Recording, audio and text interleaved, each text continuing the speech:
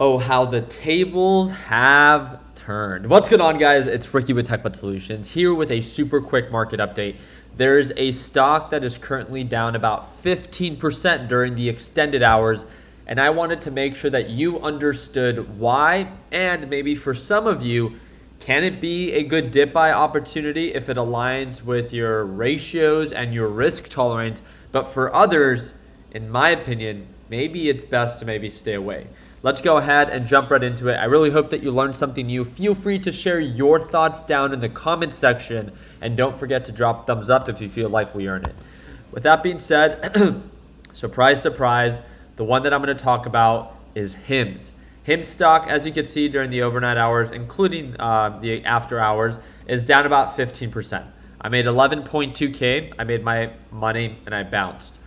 $11,200 is what I made. I announced it to my LPP team. Again, I work with them every single day. If you ever want to tune on into my live trading sessions, you don't have to. If you want to learn how to trade on your own, please be my guest. Do it all on your own. If you want to watch me trade live every day because you learn best by watching other people do, then click that second link in the description down below and you can watch me trade live starting tomorrow. With that being said, what happened?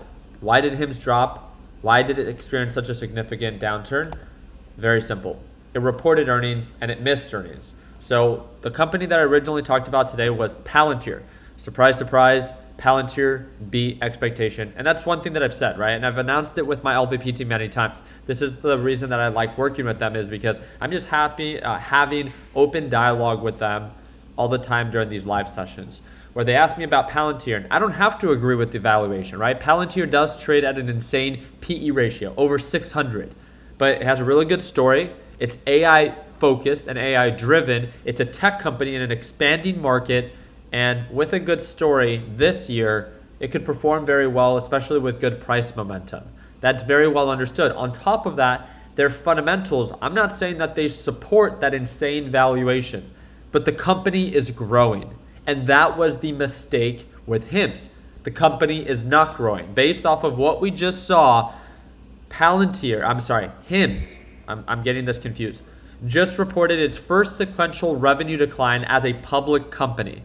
This stock is down 9.7% after hours. So you are correct. There's a lot of people going on social media like, oh my God, you guys need to jump into HIMS. HIMS is going to go through the roof. They're trying to compare it to Netflix. They're trying to compare it to Tesla. They're trying to compare it to Nvidia. Guess what? It's not. It's not a tech company. Maybe this is just my unpopular opinion, but what is HIMS? HIMS is a health company. They sell erectile dysfunction drugs, hair loss drugs that can be made by any company. They're just a company that has really good marketing. They have been growing, but they are not a tech company. At one point, right, if you sell potato chips, your company can only be worth so much because it sells potato chips. So it's only scalable. Its market is only so big. Especially with the issues that HIMS has experienced. Maybe it's just my unpopular opinion because I'm always so obsessed about risk. HIMS is also being investigated, one of its many investigations, for securities fraud. On top of that, HIMS, just a few weeks ago, June 23rd, just so you know, lost a huge partnership which led the stock to sell off 35%. For those that don't believe me, remember, facts over feelings. The pullback that it experienced today is something that it's very familiar with. June 25th. Again, same previous highs, $66 per share, $65 per share, all the way down to $40 per share. What happened recently? It became super overbought for no reason. It was uptrending, leading up to earnings for no reason. It thought that maybe it can run through the hype that every other big tech company is currently running off of. And trust me, HIMS has had a good story. It has been growing. But remember, it's not a tech company. You should never be convinced to invest in a company because of another company's success. Like when I see that they always try to use examples of Amazon, of what it was, and Nvidia and what it was, and they try to relay that same very unique company that's uber successful, and they compare it to this shitty stock. Maybe it's my unpopular opinion, right? But you're telling me that a company, let me pull this up right here. A company with a market cap of $14.1 billion. $14.1 billion. You're telling me that this company produces a net income of $164 million a year. A little north of $100 million is what it makes a year, and it's worth 14 to 15 billion. Come on now. But let me make this also very clear. I'm happy that it sold off, not just because I made a good amount of money today, 11,000, which I'm very grateful for. I think that HIMS leading up to this was a recipe for disaster. And what I mean by that, it had all the red flags, in my opinion, that I would have wanted. It was incredibly overbought right before it reported earnings, approaching previous all-time highs. It just also, the big red flags was it's being investigated, and then it lost that big partnership. Fundamentally, it's not there. So it's not much of a surprise that it also missed earnings, right? If you look at the areas that it missed when it comes down to the earnings per share, when it comes down to the guidance, the revenue growth, everything projected for Q3 of 2025.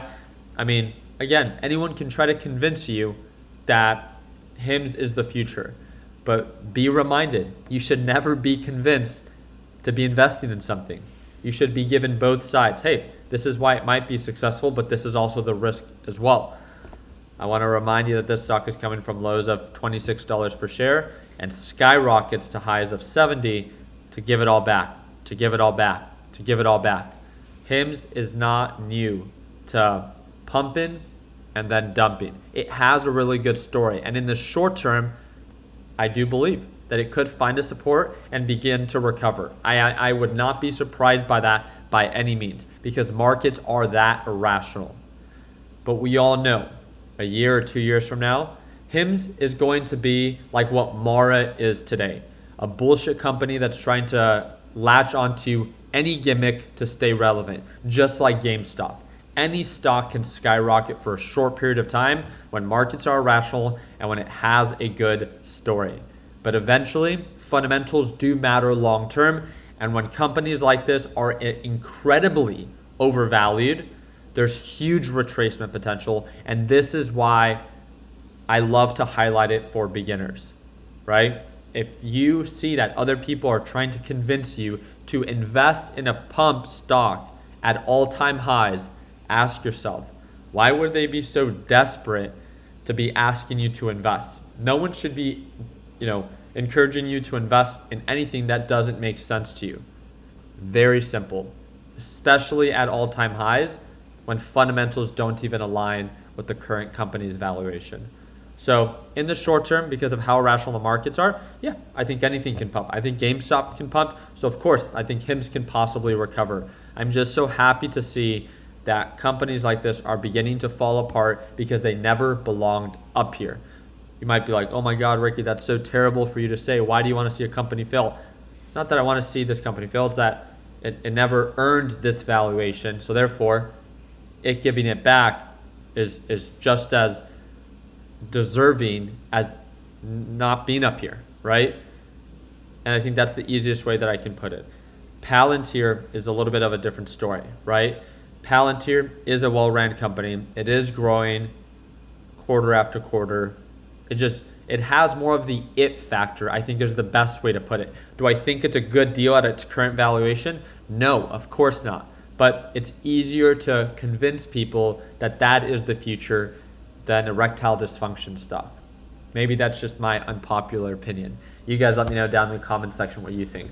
But again, so happy that we absolutely killed it, shorting that piece of crap company, HIMS. We made our money, we bounced, made $11,266, and I'm very excited to see what tomorrow presents. So again, if you want to watch me trade live as soon as tomorrow, second link down below. I'd love to see you there for our live trading session.